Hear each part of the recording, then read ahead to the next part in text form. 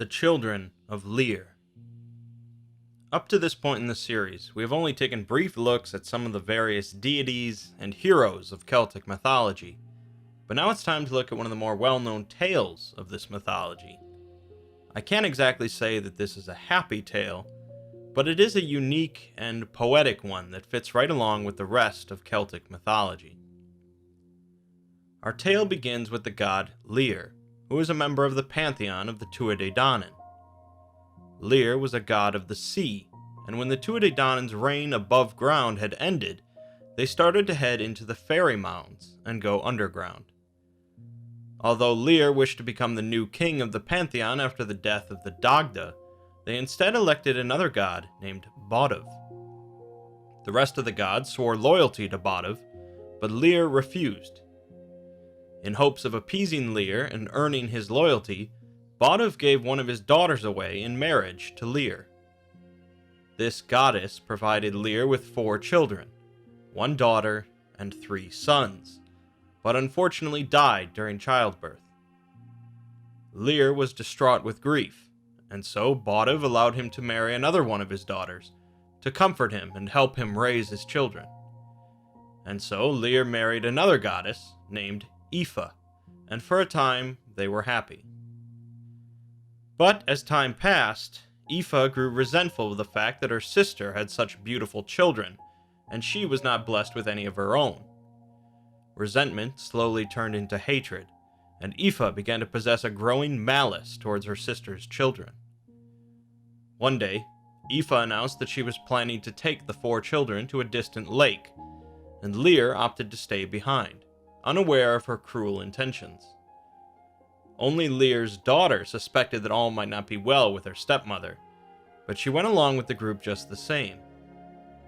Along the way, Aoife whispered to her most loyal servant, asking him to murder the 4 children for her. Instead of complying, the servant recoiled in horror, and told Aoife how evil such an action would be. She went to each of her other servants in anger, asking them to do the same, but they all refused. That night, Aoife took a sword and snuck into the children's tent. Despite her determination to see the children dead, she found that she could not do the deed herself, and so she went back into her own tent. Although she found she could not bloody her hands in this way, she still sought to remove the children from her life, and so in the morning she told the children to go swimming in the lake.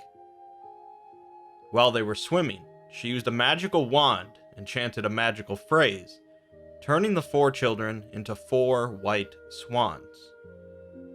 Although she possessed evil in her heart, it hadn't completely taken over her, and she at least allowed the swan children to retain the power of speech, as well as the ability to sing. The daughter cried out, asking the woman when this curse would end. Aoife laughed and said that no force on earth or in the underworld would undo this power, not until the children had spent 300 years in this lake, 300 years in the Straits of Moyle, and 300 years on a small island. Aoife readied her carriage and rode away from the lake, leaving the 4 swans to huddle together and lament their curse. Aoife went to the hall of Bodv, the king of the Tuatha Danann, where she was asked where the children of Lear are. Aoife responded that Lear would not permit her to bring the children to see the king. This surprised Bodv greatly, and he grew concerned, as these were his grandchildren, so he sent some messengers to Lear's home. When Lear heard what Aoife said, he knew that she had done something treacherous. He traveled out to the lake to find his children, and the 4 swans there noticed their father approaching. They called out to him, shocking Lear, and they proceeded to tell him of the curse that Aoife had placed on them. Lear cried out in grief, and his children proceeded to sing for him, to lull him into a gentle sleep. Lear left then to go to Bodv's hall, where he confronted Aoife and informed the king what she had done. Bodv rose in anger and used his power to force Aoife to speak the name of the worst form she could spend the rest of her life as. Aoife was then transformed into the form of an air demon, and she went into the mists, where she still remains to this day. The king and Lear then shared their anguish at the fate of the children, and they, along with people across Ireland, continued to visit the swans to hear their music for the next 300 years. Finally, however, the swans had to move on, and so they said goodbye to their grieving father and flew to the Straits of Moyle. A law was then passed that no subject of the High King would ever be allowed to kill a swan. The children's new home was a dark and dreary place, racked by storms and howling winds. The cold swans huddled together for warmth, and they would find no audience for their music for the following 300 years. However, at one point, they were found by two sons of Bodv, who had been looking for them for some time. They brought news that their father was still alive and well, and the children gave a song for them to return to their father, telling him of their troubles. In time, however, the swans had to move on to the final portion of their curse, and so they flew to a small, barren island. Here the water was very cold, and their time here was tormenting and miserable.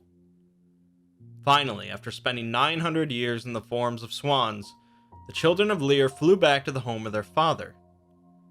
Unfortunately, they found it in ruins, and they knew their father had passed, so they continued to fly across the land in sorrow. During the last 900 years, St. Patrick had arrived in Ireland and had converted the land to Christianity, according to tradition. The ending of the tale depends on the version being told, but practically all versions include the swans meeting with a Christian monk. In one version, the daughter of a king desired to have the swans for herself after hearing their tale, and so she sent her betrothed to capture them. When he arrived and went to seize them, the swans shed their feathers and turned back to their previous forms. Unfortunately, they did not revert to bright-eyed children, but instead as withered old figures with over 900 years of aging. They knew their death was imminent, and so the monk baptized them before they died, and then proceeded to bury them. Thus is the fate of the children of Lear.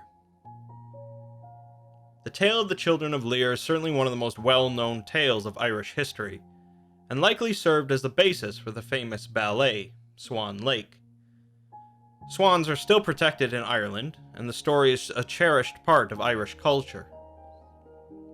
While it's only a small part of the overall collection of Celtic mythology, the Children of Lear is a unique story that is certainly representative of the beauty of the mythology.